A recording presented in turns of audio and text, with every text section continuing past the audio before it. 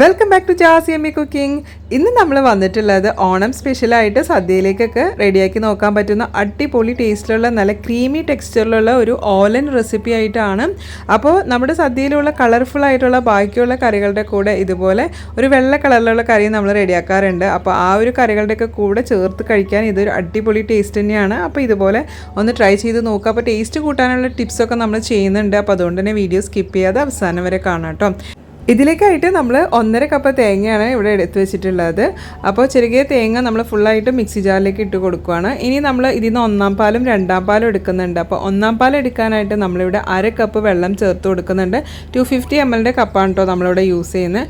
ഇനി ഇത് നന്നായിട്ടൊന്ന് അടിച്ചിട്ട് വരാം. അപ്പോൾ നമ്മൾ വളരെ കുറച്ച് വെള്ളം മാത്രമാണ് 1-ാം പാൽ എടുക്കാനായിട്ട് ചേർത്ത് കൊടുക്കുകയുള്ളൂ. അപ്പോൾ നമ്മൾ പായസത്തിനൊക്കെ ആണെങ്കിലും ഇങ്ങനെ തന്നെയാണ്. 1-ാം പാൽ അടിക്കാൻ നേരം നമ്മൾ വളരെ കുറച്ച് വെള്ളം ചേർത്ത് കൊടുത്തിട്ടാണ് 1-ാം പാൽ റെഡിയാക്കുന്നത്. ഇനി നമ്മൾ 1-ാം പാൽ എടുത്ത ആ ഒരു തേങ്ങ ഇതുപോലെ നന്നായിട്ട് തന്നെ ഒന്ന് പിഴിഞ്ഞ് വീണ്ടും മിക്സിയിലേക്ക് ഇട്ട് കൊടുത്തിട്ട് കൂടുതൽ വെള്ളം ചേർത്ത് അടിച്ചെടുക്കുന്നതാണ് ഈ 2-ാം പാലെന്ന് പറയുന്നത്. അപ്പോൾ നമ്മൾ പായസം ഉണ്ടാക്കുമ്പോഴൊക്കെ അങ്ങനെ തന്നെയാണ് കേട്ടോ ചെയ്യുന്നത്. അപ്പോൾ 1-ാം പാൽ ഞാനിവിടെ മാറ്റി വെക്കുന്നുണ്ട്.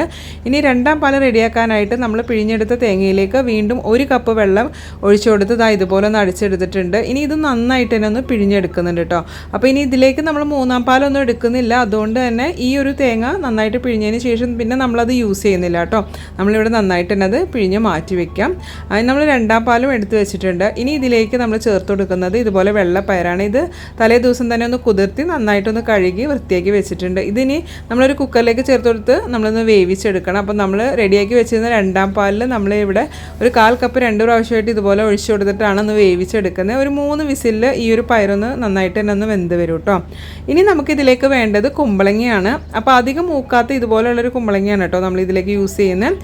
ഇനി ഇതിൻ്റെ ആ ഒരു സീഡ്സ് ഒക്കെ വരുന്ന ഭാഗം ഉണ്ടല്ലോ, അത് ഇതുപോലെ ഒന്ന് നന്നായിട്ട് തന്നെ കട്ട് ചെയ്ത് മാറ്റാം. അതുപോലെ തന്നെ ഇതിൻ്റെ ആ ഗ്രീൻ കളറിലുള്ള സ്കിന്നും നന്നായിട്ട് തന്നെ ഡീപ്പായിട്ട് തന്നെ നമ്മളൊന്ന് കട്ട് ചെയ്ത് എടുക്കുന്നുണ്ട്. കാരണം ആ ഒരു വൈറ്റ് കളറിൽ തന്നെയാണ് നമുക്ക് ഈ കറി കാണേണ്ടത്. അതുകൊണ്ട് തന്നെ ഇത് ഫുള്ളായിട്ടൊന്ന് കട്ട് ചെയ്ത് കളഞ്ഞതിന് ശേഷം നമ്മൾ ഇതുപോലെ ചെറിയ പീസാക്കുന്നുണ്ട് കേട്ടോ. ഒരുപാട് ചെറിയ പീസല്ല, ഒരു മീഡിയം സൈസിലൊക്കെയാണ് നമ്മളിത് കട്ട് ചെയ്ത് എടുക്കുന്നത്. ഇനി നമ്മൾ ഈ ഒരു കുമ്പളങ്ങ നമ്മൾ നന്നായിട്ട് വേവിച്ച് ഒന്ന് ഉടച്ചിട്ടൊക്കെയാണ് എടുക്കുന്നത്. അപ്പോഴേക്കും നമ്മുടെ പയറൊക്കെ ഇവിടെ വെന്ത് റെഡിയായി വന്നിട്ടുണ്ട് കേട്ടോ. അപ്പോൾ കുക്കറിൽ തന്നെയാണ് നമ്മൾ കുമ്പളങ്ങ വേവിച്ചെടുക്കുന്നത്.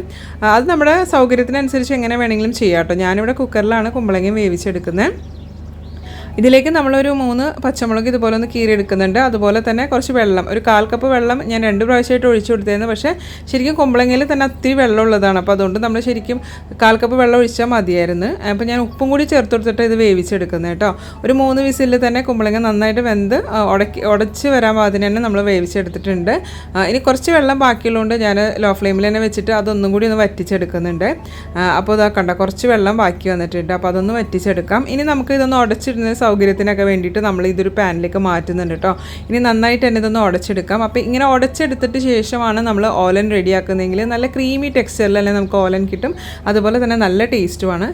അപ്പോൾ നമ്മൾ 2-ാം പാൽ 1/2 കപ്പ് 2-ാം പാലാണ് ഇപ്പോൾ നമ്മൾ ചേർത്ത് കൊടുത്തത്. അപ്പോൾ ഈ ഒരു 1/2 കപ്പ് 2-ാം പാൽ ഇത് നന്നായിട്ട് തന്നെ ഒന്ന് ചൂടായി വരണം. അതുപോലെ നന്നായിട്ടൊന്ന് തിളച്ച് വരണം. നന്നായിട്ടൊന്ന് തിളച്ചതിന് ശേഷം നമുക്കിതിലേക്ക് അടുത്ത ഇൻഗ്രീഡിയൻറ്റ് ചേർക്കാം. അതായത് 2 ടേബിൾ സ്പൂണോളം ആ ഒരു വേവിച്ച പയറ് നമ്മളിതിലേക്ക് ചേർക്കുന്നുള്ളൂ. ഇനി ഇത് നന്നായിട്ടൊന്ന് തിളച്ച് വരുന്ന സമയത്ത് നമ്മൾ ലോ ഫ്ലെയിമിൽ തന്നെ വെക്കുക. 1 മിനിറ്റ് തിളച്ചതിന് ശേഷം നമ്മൾ ഇതിലേക്ക് 1-ാം പാൽ 1/2 കപ്പ് തന്നെയാണ് നമ്മൾ ഇതിലേക്ക് ചേർത്ത് കൊടുത്തിട്ടുള്ളത്. അപ്പോൾ 1-ാം പാൽ ചേർത്ത് കൊടുത്തതിന് ശേഷം നന്നായിട്ടൊന്ന് ഇളക്കി മിക്സ് ചെയ്തിടുക. അതൊന്ന് ചൂടായി വരുന്നവരെ ഇതുപോലെ ഒന്ന് ഉടച്ചിട്ടിട്ടൊക്കെ കൊടുക്കാം. പക്ഷേ അത് ചൂടായതിന് ശേഷം അത് തിള വന്നു കഴിഞ്ഞാൽ പിന്നെ നമ്മൾ തിളപ്പിക്കരുത്. ജസ്റ്റ് അതൊന്ന് ചൂടായി വരുമ്പോൾ ഫസ്റ്റ് തിള വരുമ്പോൾ തന്നെ നമ്മൾ ഫ്ലെയിം ഓഫ് ചെയ്യണം. അതിനുശേഷം നമുക്ക് അടുത്ത ഇൻഗ്രീഡിയൻസ് ചേർത്ത് കൊടുക്കാം. അപ്പോൾ നല്ല ക്രീമി ടെക്സ്ചറിലുള്ള അടിപൊളി ഓലൻ നമുക്ക് റെഡിയാക്കാനായിട്ട് പറ്റും. ഇനി നമ്മൾ ഇപ്പോൾ ഇതാ തിളച്ച് വന്ന് നമ്മൾ സ്റ്റവ് ഓഫ് ചെയ്തതിന് ശേഷം ഇതിലേക്ക് ഫ്രഷ് ആയിട്ടുള്ള പച്ചമുളകും കറിവേപ്പിലയും ചേർത്ത് കൊടുക്കുന്നുണ്ട്. അത് നന്നായിട്ടൊന്ന് മിക്സ് ചെയ്തിടുന്നുണ്ട്. ഇനി ഇതിലേക്ക് 2 ടീസ്പൂണോളം പച്ച വെളിച്ചെണ്ണ നമ്മൾ ചേർത്ത് കൊടുക്കുന്നുണ്ട്. അപ്പോൾ ഇത് ചേർത്ത് കൊടുക്കുമ്പോൾ നല്ലൊരു സ്മെല്ലാണ്. അതുപോലെ തന്നെ നന്നായിട്ടൊന്ന് മിക്സ് ചെയ്തതിന് ശേഷം ഇതൊന്ന് മൂടി വയ്ക്കാം. അപ്പോൾ നമുക്ക് ഉപ്പും അതുപോലത്തെ ടേസ്റ്റൊക്കെ ഈ ഒരു സമയത്ത് കറക്റ്റ് ചെയ്തെടുക്കാം കേട്ടോ. അപ്പോൾ കുറച്ച് ഉപ്പ് കുറവുള്ളതുകൊണ്ട് ഞാൻ കുറച്ച് ഉപ്പും ചേർത്ത് കൊടുത്തിട്ടുണ്ട്. ഇനി ഇത് നമുക്ക് നന്നായിട്ടൊന്ന് മൂടി വയ്ക്കാം. വയ്ക്കാം. ഒരു 20 മിനിറ്റ്സിനൊക്കെ ശേഷം നമ്മളിത് സെർവ് ചെയ്യാനായിട്ട് നമുക്കൊരു പ്ലേറ്റിലേക്ക് മാറ്റാം. അപ്പോൾ നമ്മൾ ഉണ്ടാക്കിയിട്ടുള്ള ഓലന് പച്ചമുളകിൻ്റെയും അതുപോലെ തേങ്ങാപ്പാലിൻ്റെയൊക്കെ ഒരു ഫ്ലേവറാണ് കൂടുതൽ വരുന്നത്. അതുപോലെ തന്നെ എരിവിൻ്റെ ടേസ്റ്റാണ് മുന്തി നിൽക്കുന്ന പോലെ നമ്മൾ റെഡിയാക്കിയിട്ടുള്ളത്. നിങ്ങൾക്ക് കുറച്ച് മധുരമുള്ള ടേസ്റ്റ് വേണമെന്നുണ്ടെങ്കിൽ നമ്മൾ ഏറ്റവും ലാസ്റ്റായിട്ട് അതിലേക്ക് കുറച്ച് പഞ്ചസാര ചേർക്കുക. ഒരു 1/4 ടീസ്പൂണൊക്കെ പഞ്ചസാര വേണമെങ്കിൽ ചേർത്ത് കൊടുക്കുക. പക്ഷേ എനിക്കിവിടെ ഈ ഒരു ടേസ്റ്റിൽ ഉണ്ടാക്കുന്നത് ഞാൻ ഇഷ്ടപ്പെടും. അതുകൊണ്ട് ഞാൻ ഇങ്ങനെ റെഡിയാക്കുന്നത്. നിങ്ങൾ ഓലൻ ഉണ്ടാക്കുന്നത് എങ്ങനെയല്ലെങ്കിൽ ഇതുപോലെ ഒന്ന് ട്രൈ ചെയ്ത് നോക്കുക. അടിപൊളി ടേസ്റ്റാണ്. അതുപോലെ നമ്മുടെ വീഡിയോസ് ആദ്യമായിട്ട് കാണുന്ന ആരെങ്കിലുമൊക്കെ ഉണ്ടെങ്കിൽ ചാനലൊന്ന് സബ്സ്ക്രൈബ് ചെയ്ത് ആ ബെൽ ബട്ടൺ ഓൾ എന്ന് പ്രസ് ചെയ്യുകയാണെങ്കിൽ നമ്മളിടുന്ന വീഡിയോസിൻ്റെയൊക്കെ നോട്ടിഫിക്കേഷൻ നിങ്ങൾക്ക് ലഭിക്കുന്നതാണ്. അപ്പോൾ നമ്മുടെ വീഡിയോസ് ഇഷ്ടപ്പെട്ട ലൈക്ക് ചെയ്യാനും കമൻറ്റ് ചെയ്യാനൊക്കെ മറക്കല്ലേ. നിങ്ങളുടെ ഫ്രണ്ട്സ് ആൻഡ് ഫാമിലിയിലൊക്കെ ഒന്ന് ഷെയർ ചെയ്യുക, സപ്പോർട്ട് ചെയ്യാം. ഇതുപോലെ എമ്മി റെസിപ്പീസുമായിട്ട് നമുക്ക് വീണ്ടും കാണാം. Thanks for watching.